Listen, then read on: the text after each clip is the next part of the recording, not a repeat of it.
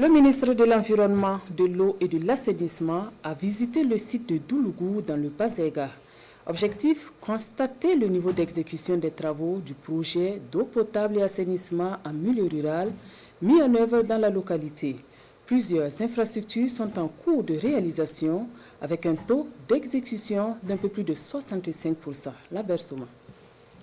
Le ministre de l'Environnement s'inquiète de l'état d'avancement des travaux d'extension du réseau d'approvisionnement en eau potable du village de Ghana dans la commune de Doulougou. Du local technique au château d'eau, en passant par le site du forage, le ministre assure que les travaux sont bien exécutés. C'est 8 bonnes fontaines qui ont été réalisées, un château d'eau de 30 mètres cubes, les locaux, à savoir le local technique, le local groupe électrogène et la clôture. Le réseau est long de 10,3 km et doit desservir 2723 habitants. Les travaux sont réalisés dans le cadre du projet d'eau potable et d'assainissement en milieu rural PEPA-MR qui intervient dans les régions du centre-sud et du centre-ouest. Nous nous réjouissons de ces infrastructures hydrauliques qui vont booster le développement socio-économique de la commune de Doulougou et plus particulièrement rendre la vie facile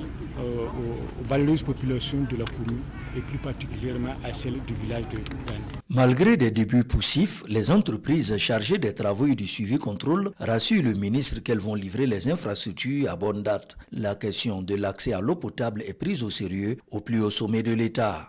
C'est pour rassurer toutes les populations que sous le leadership du camarade président Ibrahim Traoré, nous allons travailler pour que l'horizon 2030, qui est fixé par les objectifs pour le développement durable, pour que la question d'accès à l'eau et à l'assainissement soit résolue. Le projet d'eau potable et d'assainissement en milieu rural PEPA-MR a un coût de 10,15 milliards de francs CFA. À la fin du projet en décembre 2025, 17 systèmes d'adduction en eau potable seront réalisés ainsi que 200 forages équipés de pompes à motricité humaine, 30 forages agro-débit, 11 000 latrines familiales et 50 blocs de latrines institutionnelles.